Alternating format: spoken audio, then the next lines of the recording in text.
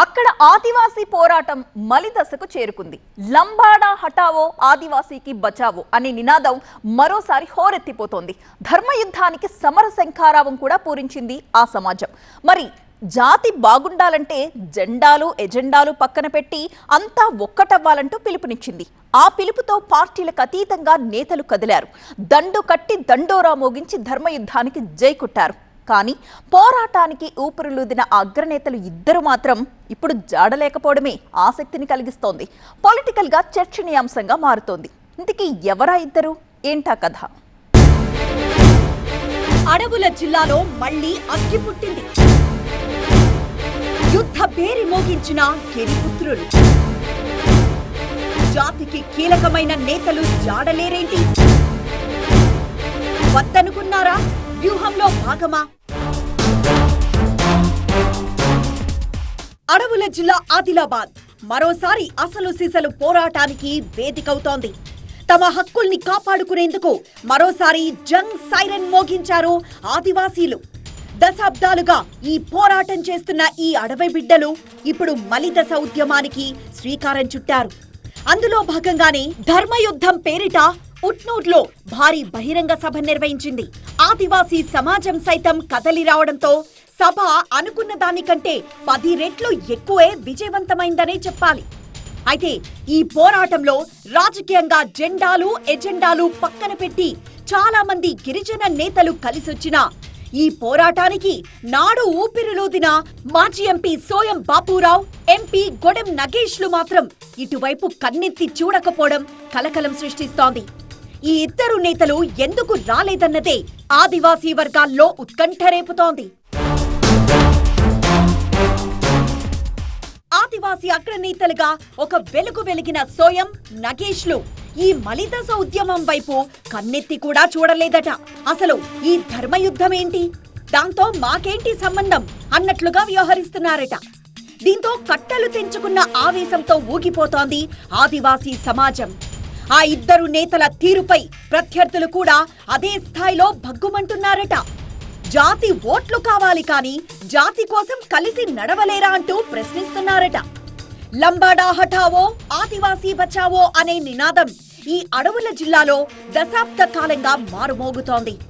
జల్ జంగల్ జమీన్ అంటూ పోరు సలిపిన కొమరం భీం వారసత్వాన్ని పుణికిపుచ్చుకున్న ఆదివాసీలు జాతి బాగు కోసం పోరాటం చేస్తూనే ఉన్నారు. ఇప్పుడు ఆ పోరాటాన్ని మరింత ఉధృతం చేసేందుకు సిద్ధమైంది ఆదివాసీ సమాజం.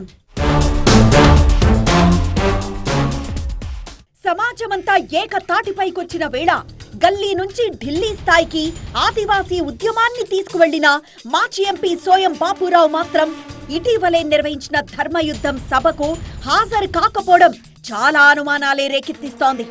తుడుం దెబ్బకు గతంలో అధ్యక్షుడిగా వ్యవహరించి మావనాటే మావ సర్కార్ అనే నినాదాన్ని బలంగా వినిపించి గోండుగూడాలను ఒక్కటి చేసి లంబాడాలను ఎస్టీ జాబితా నుంచి తరిమి కొట్టాల్సిందేనంటూ ఉద్యమాన్ని తీవ్రతరం చేశారు సోయం.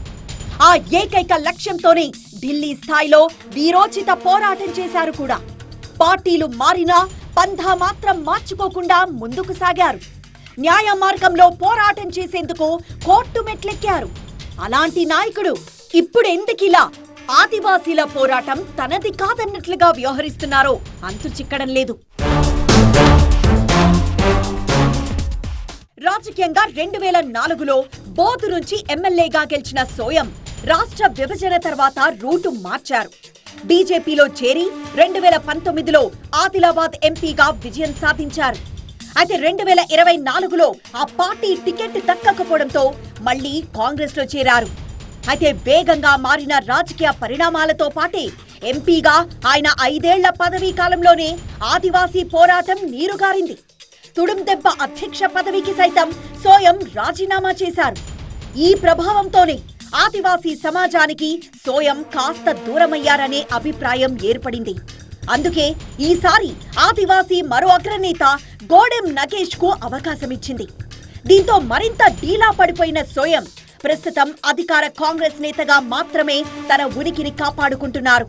మరోసారి ఆదివాసీలను ఏకతాటిపైకి తీసుకురావాలన్న నిర్ణయంతో రాజ్ గోండ్ సేవా సమితిని స్థాపించి అధ్యక్ష హోదాలో చక్రం తిప్పేందుకు సిద్ధమయ్యారు సోయం. సుప్రీంకోర్టులో ఆయన వేసిన కేసు విచారణ కూడా తుది దశకు చేరుకుంది. ఇలాంటి పరిస్థితుల్లో ఆదివాసీ సమాజం ధర్మయుద్ధానికి శ్రీకారం చుట్టినా సోయం దూరంగా ఉండడం విమర్శలకు కారణమవుతోంది. అందరి వాడనే పేరు సంపాదించుకున్న ఎంపీ గోడం నగేష్ సైతం ధర్మయుద్ధానికి దూరమవడం పలు అనుమానాలకు తావిస్తోంది. గతంలో టీడీపీ, బీఆర్ఎస్ పార్టీలో పనిచేసిన ఆయన ఆదివాసీల పోరాటంలో క్రియాశీలకంగా ఉన్నారు. టీడీపీ నుంచి పలుసార్లు ఎమ్మెల్యేగాను, బీఆర్ఎస్ నుంచి ఎంపీగాను గెలిచారు. అయితే బీజేపీలోకి వెళ్లాక సోయం మాదిరే ఆయన తీరు కూడా మారిందా అనే ప్రశ్నలు ఉత్పన్నమవుతున్నాయి. కీలకమైన ఆదివాసీల సమావేశానికి డుమ్మా కొట్టడం విమర్శలకు తావిస్తోంది. ఇదే వేదికను పంచుకున్న బీఆర్ఎస్ ఆదివాసీ ఎమ్మెల్యే కోవా లక్ష్మి సోయం, నగేష్లపై తీవ్ర స్థాయిలో విమర్శలు గుప్పించారు. జాతి కోసం అంతా ఐక్యం కావాల్సిన సమయంలో ఆ ఇద్దరు నేతలు ఎక్కడా అని ప్రశ్నించారు. వాళ్ళిద్దరూ ఆదివాసీ సమాజానికి చెప్పాలంటూ కోవాలక్ష్మి డిమాండ్ చేయడంతో నిప్పు రాజుకుంది. అదే వేదికపై ఉన్న అధికార పార్టీ ఎమ్మెల్యే వెడ్మా బొజ్జు అసలు సోయమే లేకుంటే ఆదివాసీల పోరాటం గల్లీ నుంచి ఢిల్లీ వరకు వెళ్లేదా అంటూ కోవాలక్ష్మికి కౌంటర్ ఇచ్చారు. మనల్ని మనమే అవమానించుకోవడం మాని అందర్నీ కలుపుకొని పోవాల్సిన బాధ్యత మనదేనంటూ సెటార్ లాంటి సూచనతో వేడి పుట్టించారు. అయితే సభ ముగిసి ఇన్ని రోజులైనా ఆ ఇద్దరు నేతలు మాత్రం మౌనం వీడకపోవడం మరిన్ని మంటలు రాచేసేలా కనిపిస్తోంది. ఇప్పటికైనా స్పందిస్తారో, మాకెందుకని కామ్గా ఉంటారో చూడాలి.